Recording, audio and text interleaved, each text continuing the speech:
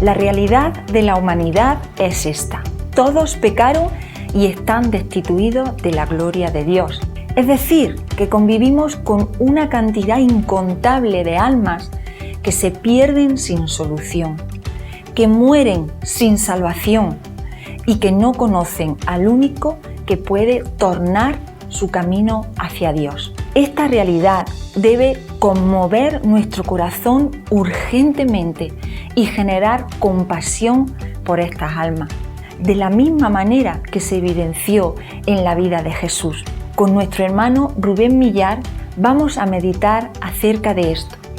Y después conoceremos el testimonio de nuestro hermano Benjamín Barba y cómo su corazón fue conmovido hacia esta misión. Hola.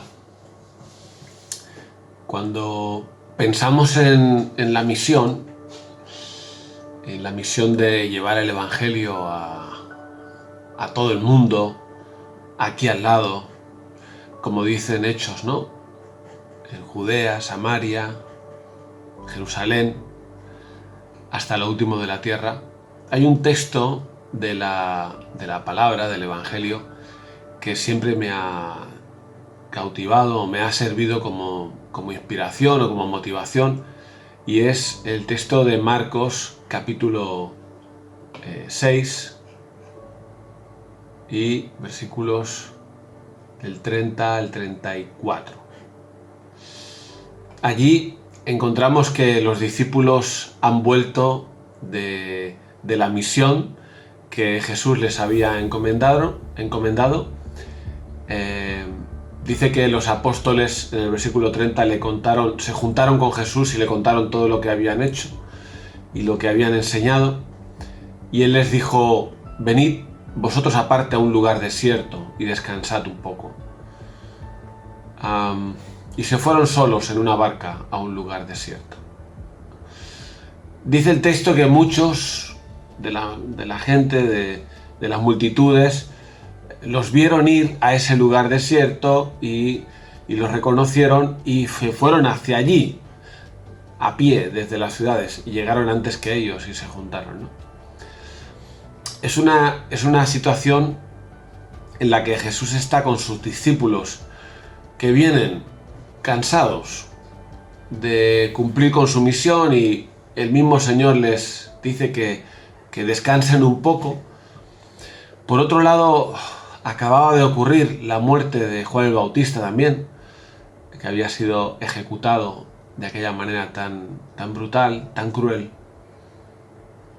Y en esa situación de tristeza, duelo, necesidad de descanso, estaba Jesús con sus discípulos, ¿no? Que yo siempre pienso que tenían derecho a descansar, e incluso tenían derecho a estar tristes por lo que había pasado con Juan. O sea, lo que pasó con Juan el Bautista, nosotros estamos tan acostumbrados a leer los evangelios que ni le damos importancia, a lo mejor. Pero lo cierto es que fue algo muy cruel, ¿no? Muy injusto. El capricho de alguien y que le corten la cabeza, ¿no? A alguien como Juan el Bautista, que había sido el mayor de los profetas, según Jesús.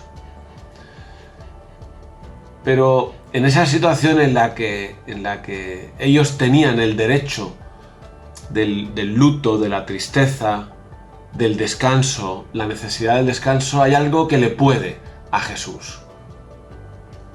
Porque ahí está el versículo 34, que es el versículo que da para muchas predicaciones. Dice que salió Jesús. Salió de esa situación en la que él estaba, situación de confort, entre comillas, ¿no? Estaría, pues, digamos, tranquilo con sus discípulos, hablando de todas las cosas. Pero dice que salió, de donde estaba, se salió. Y vio una gran multitud, los que habían ido hacia allí, ¿no? Y tuvo compasión de ellos porque eran como ovejas que no tenían pastor. Y comenzó a enseñarles muchas cosas, y luego, como ya sabemos, ocurrió el milagro de la multiplicación de los panes y los peces.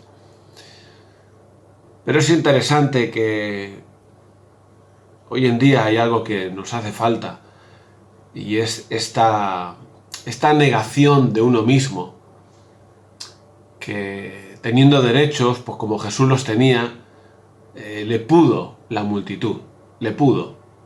Él sale, ve la multitud y no se queda igual. Y empieza a predicarles, ¿eh? En un sentido interrumpe el retiro, interrumpe la tranquilidad o la comodidad o la tristeza en la que estaban, que igual tenían derecho a estar tristes por lo de Juan, y no es para Jesús lo principal, ¿no? Su situación personal, sino que él ve esa multitud y empieza a estar con ellos, a enseñarles, luego a darles de comer. ¿Por qué? Y ahí está la clave, ¿no? Lo que desde el DEM nos quieren animar a recordar, que ya lo sabemos todo esto, ¿no? Pero a recordarlo y que nos haga movernos. Es que Jesús tuvo compasión. Jesús tuvo compasión. Esa es la mirada del cristiano, ¿no? Tuvo compasión. Y claro, sin compasión no nos movemos. Está claro que esto es la clave, la compasión. Jesús tenía compasión de aquella multitud. Y esa multitud era esa multitud de la que probablemente después él se quejó, ¿no? Con los ayes. Una multitud que era dura, que no era tan fácil de tratar y de convencer o de explicarles el Evangelio y que creyeran. No era tan fácil. O sea, Jesús tiene compasión de gente pues muy normal y muy normalmente pecadora y muy que no lo comprendieron, que al final llegaron a matarlo. Tiene compasión. Y igual nos hace falta tener más compasión si es que acaso no estuviéramos cumpliendo, ¿no? O no cumpliendo. La palabra cumplir quizá no es la adecuada aquí, pero que Jesús tiene compasión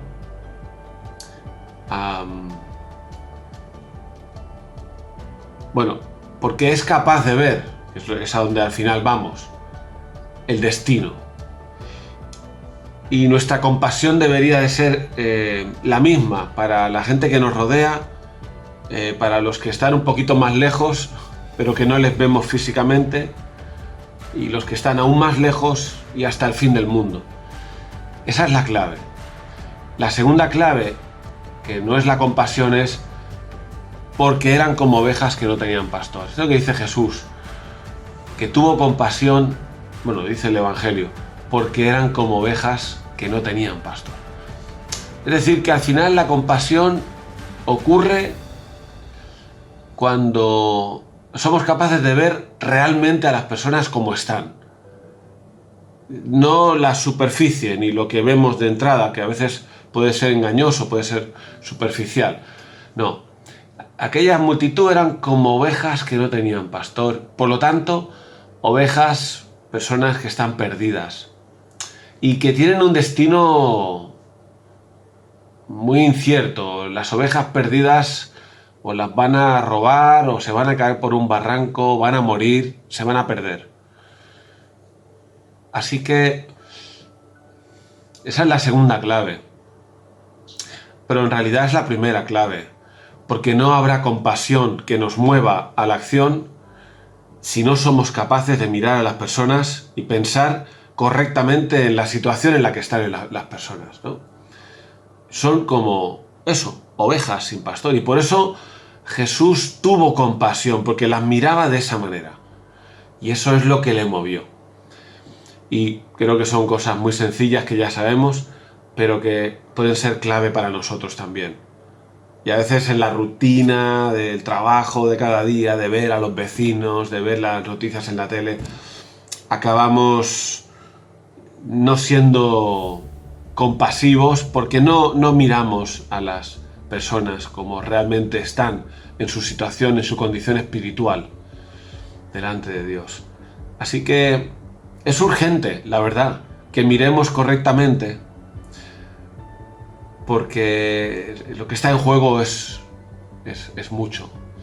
Y entonces, de esa manera ocurrirá en nosotros la compasión y lo que lleva la compasión detrás, que es la acción de proclamar el Evangelio.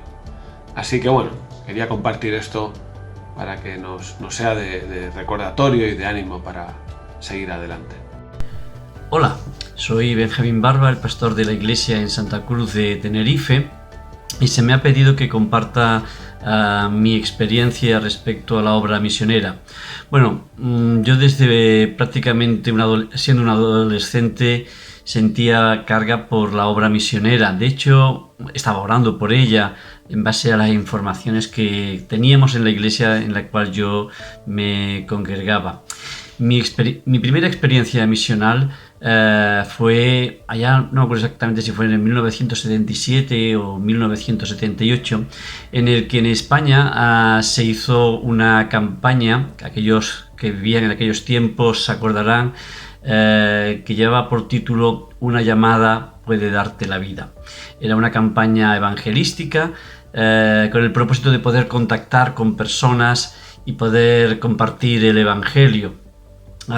En ese sentido, pues estuve haciendo desde enganchar carteles, que me acuerdo que enganchábamos en los lugares que se podían enganchar, a luego las personas que llamaban, que se nos pasaban los contactos, pues presentarnos en sus casas, ofrecerles un evangelio, un curso bíblico, en fin, toda una serie de materiales con el propósito de hablar y de poder compartir el evangelio. Luego, un poquito más adelante, un par de años aproximadamente, sentí, digamos de una forma personal, el llamado de Dios en un curso preparativo que tenía el propósito de, pues esto, ¿no?, llamarnos a la obra misionera. Y se predicó, recuerdo que el día, el hermano que predicó, Blas Escurriola se llama este hermano, hizo una predicación sobre el texto de Isaías capítulo 6, versículo 8, del llamado de Isaías, y yo respondí: heme aquí, Señor, envíame a mí. A raíz de esa experiencia, con posterioridad fui al seminario a IPSTE, y allí fue una bendición porque conoces la obra en España como está, porque desfilaban por la capilla pastores, directores de misiones, y te informaban de cómo estaba la obra en España y también en el mundo, y aquello fue también pues marcando bastante el llamado de Dios. Recuerdo de forma especial personas como Juan Gili y Evangelismo en Acción en aquellos momentos. Pero para mí, mi vida fue marcada especialmente en este aspecto por la Liga del Testamento del Bolsillo, con Esther Rodríguez y en su momento Roy Anderson, que era el director. Con ellos pude estar en lo que fue la primera conferencia misionera, que se llamaba Llamada, y estuve allí colaborando. Pude sentir también cómo Dios puso carga en mi corazón, y también en el tiempo en el que estaba en el seminario durante los veranos, los meses de, sobre todo la segunda parte de junio, julio, agosto y septiembre, iba con la Liga del Testamento de Bolsillo a diferentes lugares a hacer campañas evangelísticas, y luego me quedaba haciendo el seguimiento de esas personas que habían mostrado algún interés. Incluso algunos se habían convertido, y empezaba con ellos a hacer estudios bíblicos de discipulado. Una vez que terminé mi seminario, pues me incorporé en una iglesia en Granollers, y desde allí empecé a trabajar en lo que era la implantación de lo que fue la primera iglesia en Cardedeu. Allí estuve trabajando durante 3 años, y luego con posterioridad sentimos el llamado del Señor para ir a otra zona de España, a Calatayud, en la provincia de Zaragoza. Allí estuvimos 7 años trabajando, no solamente en Calatayud, sino en diferentes poblaciones. Había más de 100 poblaciones de diferente tamaño de habitantes, y pues allí también tuvimos muchísima oportunidad para hablar del Evangelio. Y después volvimos a Granollers con otra iglesia y comenzamos a trabajar en lo que era la implantación de una iglesia en La Garriga. Son experiencias que bueno, han conformado parte de mi vida, ¿no? Pero lo que sí soy consciente que prácticamente desde hace 40 años, aunque comenzamos con todo este trabajo, he visto que las metodologías, los tiempos han cambiado. Recuerdo, por ejemplo, mi primera campaña con la Liga Testamento del Bolsillo en Cáceres, en la Plaza de Toros, y con más de 1000 personas viendo la película La Cruz y el Puñal de Nicky Cruz. Hoy en día hacemos eso y no viene, creo que nadie, pero simplemente hay una muestra, ¿no?, de cómo los métodos van cambiando a lo largo de los tiempos. Pero creo que es importante que no olvidemos, por un lado, la centralidad del Evangelio. La centralidad del Evangelio es Jesucristo y el mensaje de las buenas nuevas que hay de parte de Dios para el ser humano. Y luego hay otro elemento que he podido comprobar a lo largo de estos 40 años. Las metodologías pasan, pero lo que queda es el contacto personal, el tú a tú. Cómo abres caminos para poder tener amistad, para tener relación, y en el momento en el que Dios te da la oportunidad de poder presentar el Evangelio. Eso es algo que creo que es maravilloso. Y quisiera pues terminar animándolos a que no perdamos esta visión. Yo tengo muy claro que si el Señor no ha venido todavía a esta tierra es porque la Iglesia sigue teniendo la responsabilidad que Jesús nos dio a su Iglesia, allí en Hechos capítulo 1, versículo 8. Seremos testigos y tenemos que ser testigos. Quizás hoy con las tecnologías que tenemos podemos pensar, bueno, prácticamente ¿qué lugar del mundo no se ha llegado al Evangelio? Pues sí, es posible que quizás haya alguna población, seguro que hay poblaciones que todavía no se han llegado al Evangelio, pero yo entiendo que la obra misional es algo más. La obra misional la tenemos aquí. Vivimos en una sociedad, digamos, plural, en la que hay personas que ni saben ni conocen quién es Dios. ¿Quién es Dios? También vivimos en una sociedad multirreligiosa. Está el budismo, está el islam, hay muchísimos grupos religiosos. Y en todo este contexto yo creo que Dios nos ha puesto a nosotros como iglesia para ser luz y para llevar la luz de Cristo. Pero luego también tenemos una carga tremenda hacia las naciones.